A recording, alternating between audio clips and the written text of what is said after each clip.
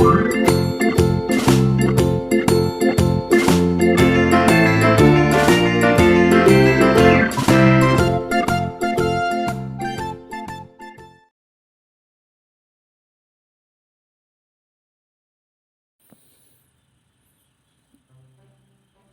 selamat datang lagi di channel ini. Pada kesempatan kali ini saya akan memberikan sebuah pembahasan tentang soal-soal di PHB, penilaian harian bersama atau PTS ya, penilaian tengah semester pada semester Gasal kali ini.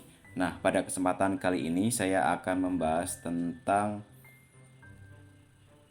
PHB pada mata pelajaran bisnis online di kelas 12. Nah, jangan lupa sebelum kita membahas lebih dalam materi-materi yang akan saya bahas pada kesempatan kali ini, kalian untuk selalu like, comment, share, dan klik tombol subscribe-nya.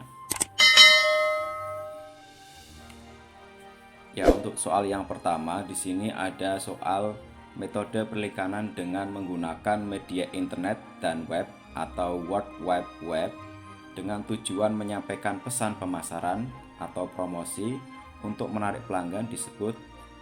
Nah, di sini ada beberapa pilihan. Yang pertama itu ada iklan banner, yang A, yang B adalah iklan online, yang C itu adalah iklan suara kabar, kemudian yang D adalah iklan perusahaan, dan yang E adalah iklan layanan masyarakat. Nah, dari kelima pilihan ini, pilihan yang paling tepat adalah berdasarkan definisi ini ya. Jadi ini kalau kita definisikan itu jawaban yang benar adalah iklan online ya. Jadi iklan online adalah metode perikanan menggunakan media internet dan web dengan tujuan menyampaikan pesan pemasaran untuk menarik pelanggannya. Selanjutnya kita akan bahas di soal yang kedua. Salah satu tujuan iklan online adalah membangun kesadaran merek.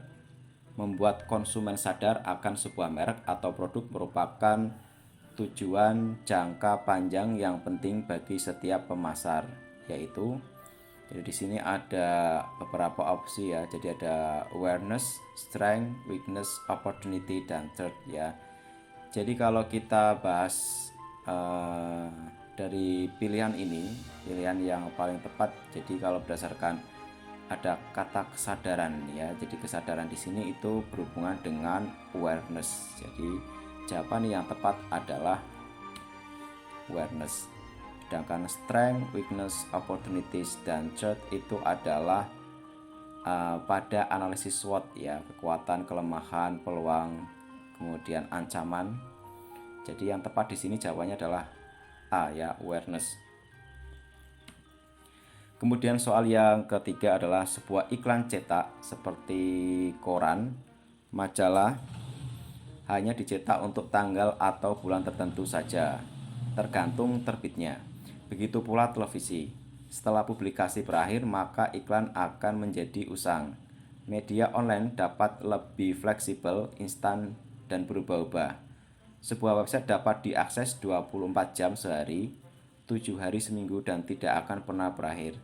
Hal ini merupakan salah satu keuntungan iklan online, yaitu jadi kalau kita melihat iklan online itu memiliki waktu yang lama, tidak cepat untuk hilang ya. Jadi di sini bisa dipilih, pilihannya itu ada memiliki profit tinggi, memiliki jangkauan luas, tidak ada tanggal kadaluarsa, tidak ada jaminan, atau tidak terikat waktu ya, atau terikat waktu.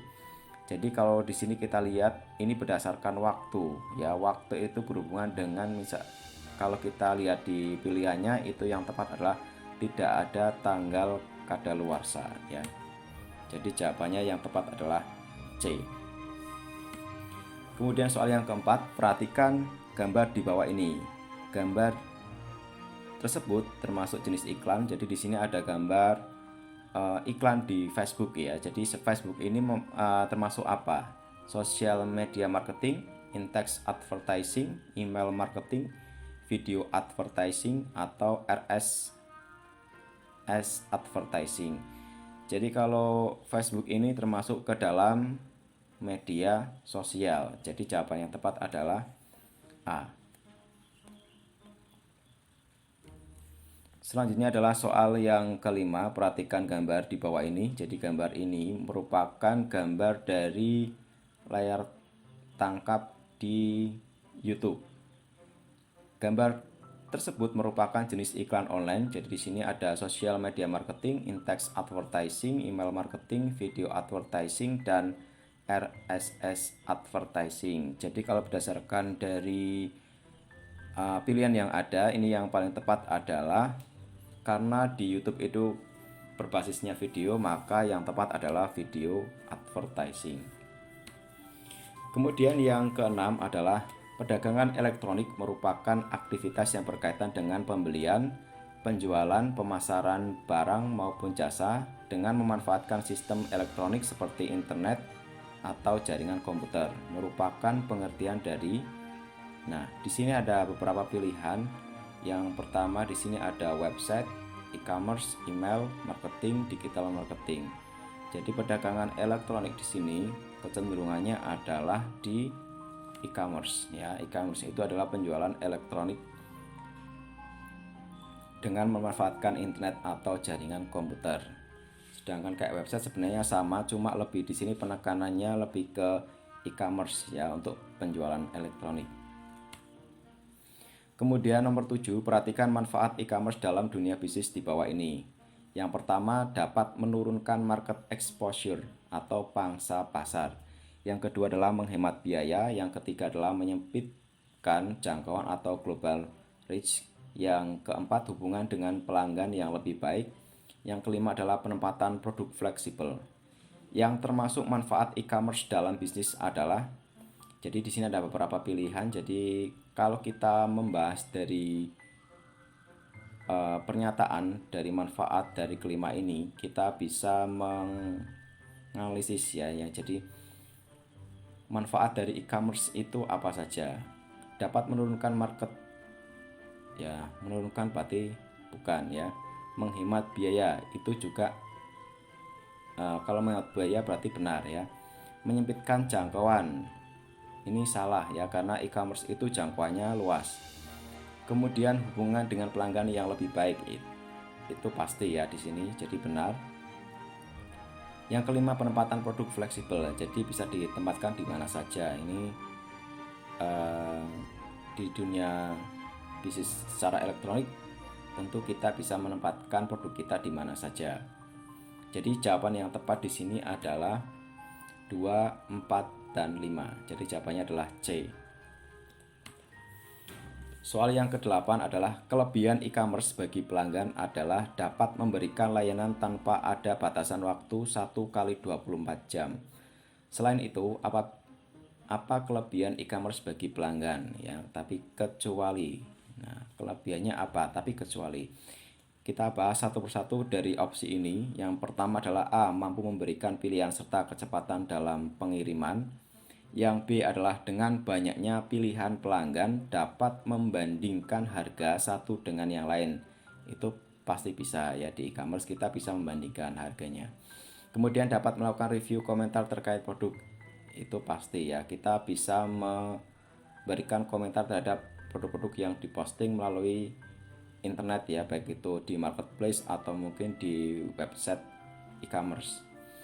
Kemudian yang D, dapat memberikan informasi lebih cepat. Ini pasti ya, karena di internet itu pasti informasinya lebih cepat dibandingkan kita memberikan atau menjelaskan produk ya, harus face to face, datang langsung ya. Kemudian yang E, dapat memberikan informasi yang lebih lama. Nah, ini berbanding balik dengan pilihan yang D. Jadi kalau pertanyaannya ada kecuali, berarti ini yang E bukan kelebihan ya, tapi ini adalah kekurangan ya, sebaliknya, tapi tidak untuk kelebihan e-commerce. Jadi jawabannya adalah E. Kemudian yang ke-9 adalah tidak perlu perjalanan dalam kegiatan jual beli, dapat mengurangi biaya produk sehingga harga seharusnya dapat terjangkau, dapat membantu pemerintah dalam memberikan pelayanan publik. Merupakan kelebihan e-commerce bagi ya. Jadi di e-commerce ini tidak perlu perjalanan dalam kegiatan jual beli karena semuanya via online dan ada jasa untuk pengirimannya. Jadi kita tidak perlu mengirimkan secara langsung kepada konsumen. Nah, ini merupakan kelebihan e-commerce bagi masyarakat ya, karena ini untuk pelayanan publik ya. Jadi untuk pelayanan publik itu untuk masyarakat. Kemudian yang ke-10 adalah kekurangan e-commerce dari segi teknis adalah jika implementasi buruk maka dapat terjadi kelemahan keamanan, keandalan, dan standar sistem yang ada. Selain itu, kekurangan yang lain adalah, jadi di sini ada beberapa kekurangan yang masuk dalam opsi ya, atau pilihan. Yang pertama adalah perubahan perkembangan industri perangkat lunak sangat lambat. B. Jika terjadi kendala pada bandwidth, maka dapat terjadi keberhasilan TI atau teknologi informasi. Yang C. Kemudahan dalam integritas sistem. Yang D adalah terjadi masalah pada kompatibilitas sistem. Dan yang E. Tidak terjadi masalah pada kompatibilitas sistem ya. Jadi jawabannya adalah terjadi masalah pada kompatibilitas sistem ya. Jadi terjadi masalah terhadap kemampuan sistem tersebut. Jadi kalau kita menggunakan sistem di e-commerce itu biasanya mereka punya server sendiri ya. Jadi ketika kemampuan dari sistem itu tidak berjalan dengan baik, otomatis juga e-commerce tidak akan berjalan. Jadi secara teknis kita harus memperhatikan beberapa hal secara teknis, misalnya adalah server sistem dari e-commerce yang kita gunakan.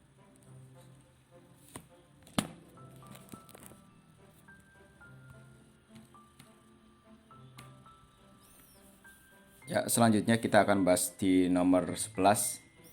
Kekurangan e-commerce dari segi non-teknis adalah mahalnya biaya pembuatan atau pembangunan sebuah sistem e-commerce. Selain itu, kecuali ya, di sini ada kekurangan dari segi teknis dari e-commerce, tapi di sini ada kata kecuali. Nah, dari kelima opsi ini kita bisa menganalisis. Yang A itu adalah tingkat kepercayaan pelanggan yang kurang terhadap situs e-commerce. Yang B, sulitnya untuk memastikan keamanan dan privasi dalam setiap transaksi secara online. Dan yang C adalah kekurangnya perasaan dalam kegiatan jual beli. Dan yang D adalah aplikasi ini terus berkembang dengan sangat cepat. E, masih murah dan amannya akses internet pada suatu negara.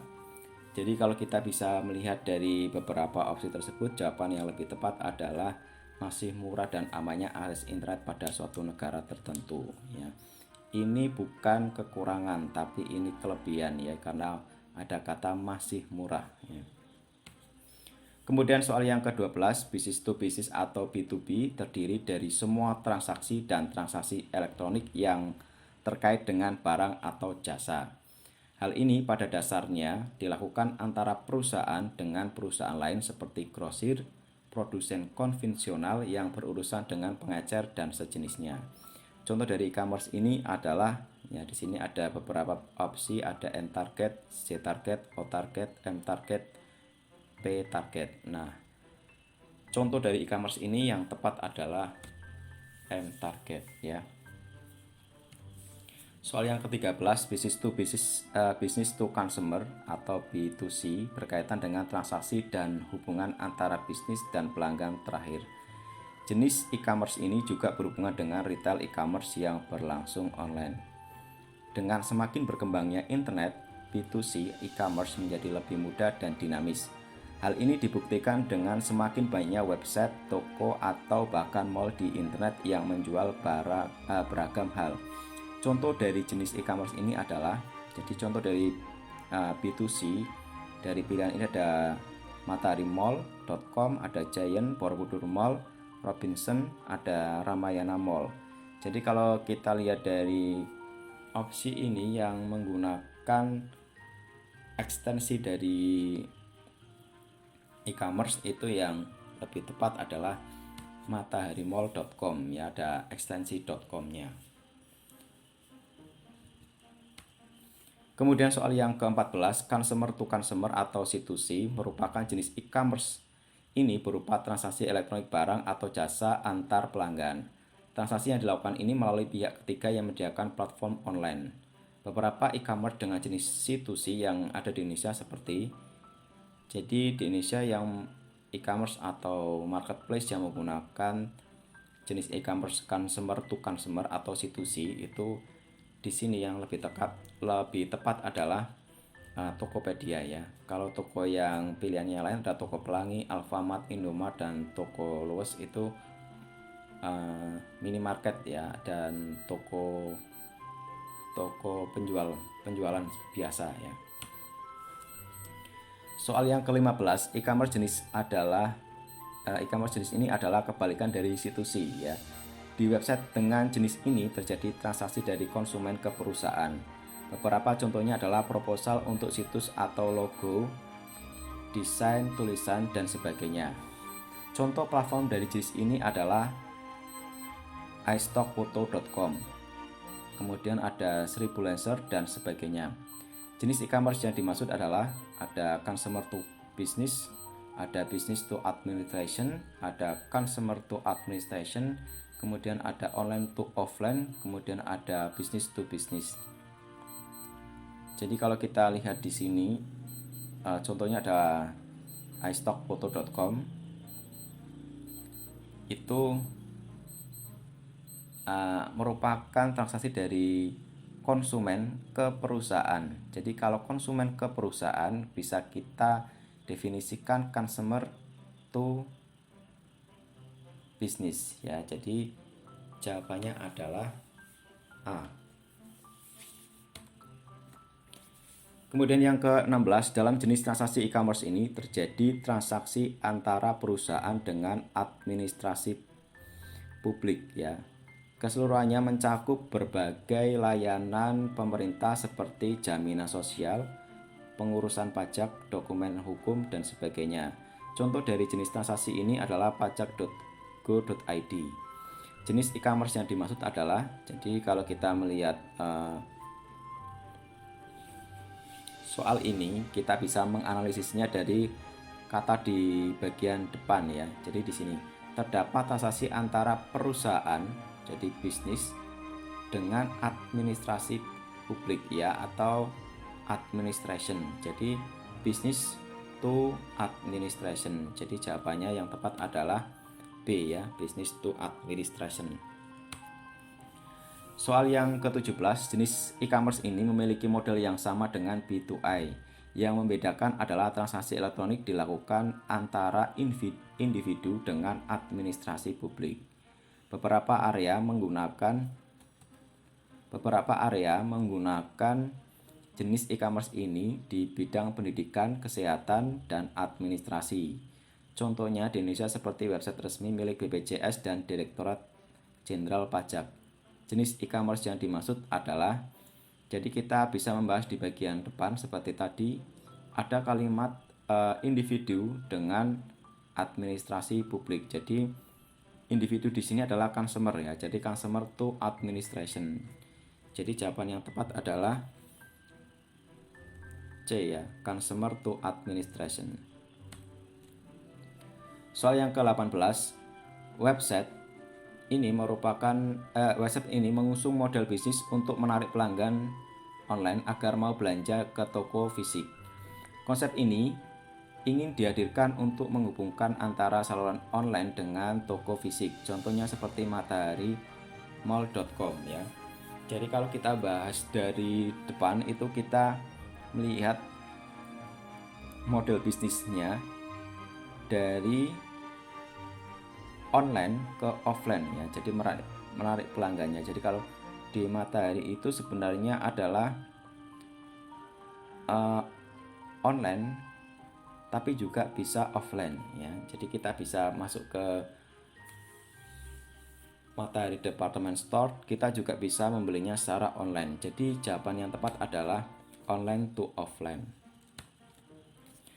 Kemudian yang ke-19, jenis e-commerce ini terdiri dari semua transaksi dan transaksi elektronik yang terkait dengan barang atau jasa.